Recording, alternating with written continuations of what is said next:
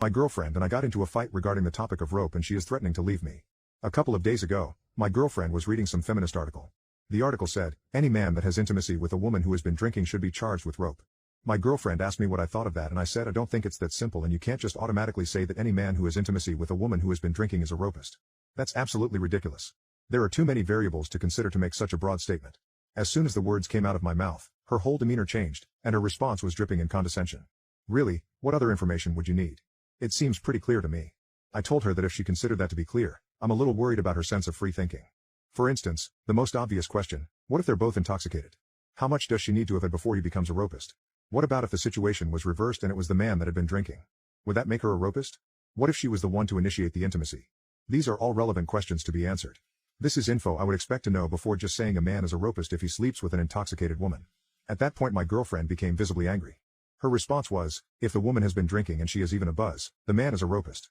If they're both drinking, the man is still a rapist. If she initiated the intimacy, the man is still a rapist.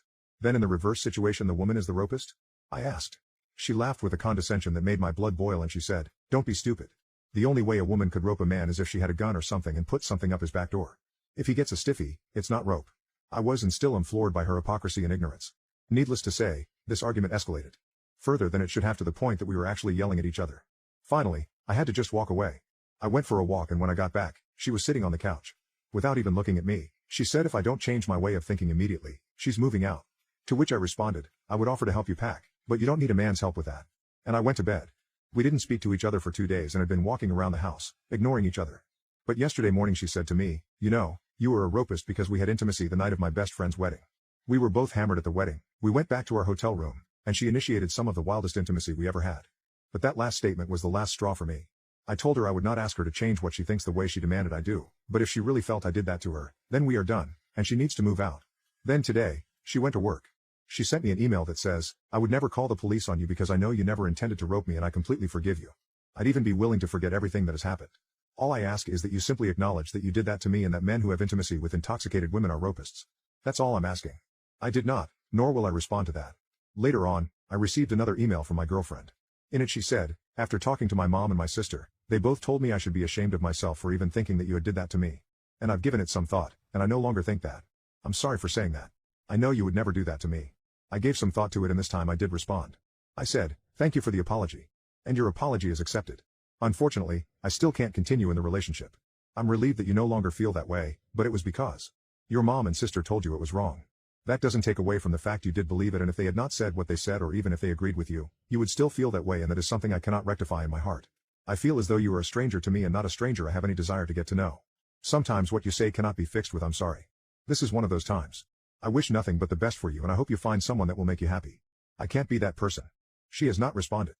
Am I the a-hole for being on the fence about having my mother attend my wedding? So a little backstory. My mother has always been a selfish person. Whenever I was praised for something, she had to make it about her. One example was my graduation. My family praised my mother for me finishing high school and getting into university, even though she was too busy with her boyfriends to care about how I was doing in school.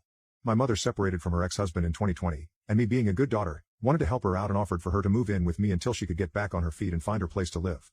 She moved all her stuff into my and my partner's house, which we own, and said she wouldn't be there long. Shortly after moving in, she started dating a new guy. Long story short, she half moved in with him, leaving most of her stuff at my house and leaving me in constant chaos as she broke up and got back together a few times with this guy for just about 2 years.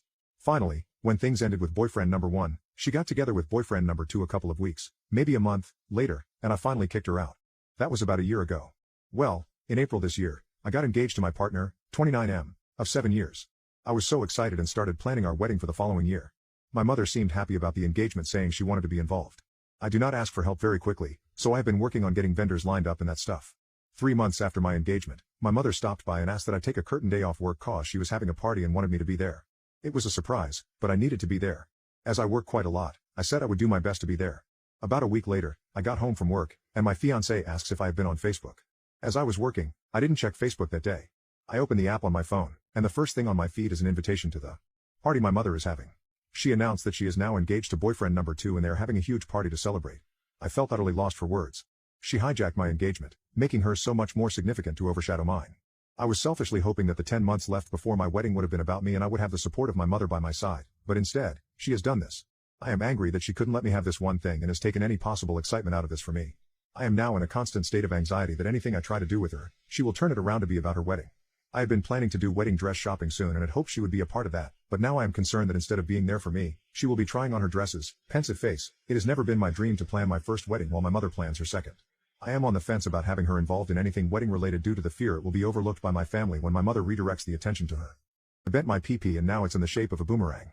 I have been studying for days on end, 8+ hours a day, and lately, it's been stressing me out.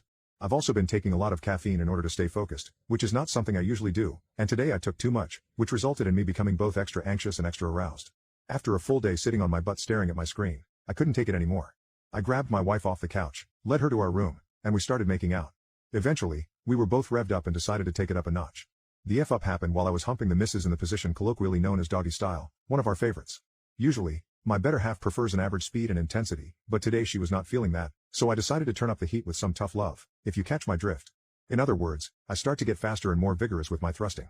One thing to note is that we always use a little lube to get started since our cloacas fit rather tightly, and tonight, in my haste, I may have used a tad more than necessary. So, anyway, I speed up, which then prompts her to grab the headboard and start pushing back to get even more friction going.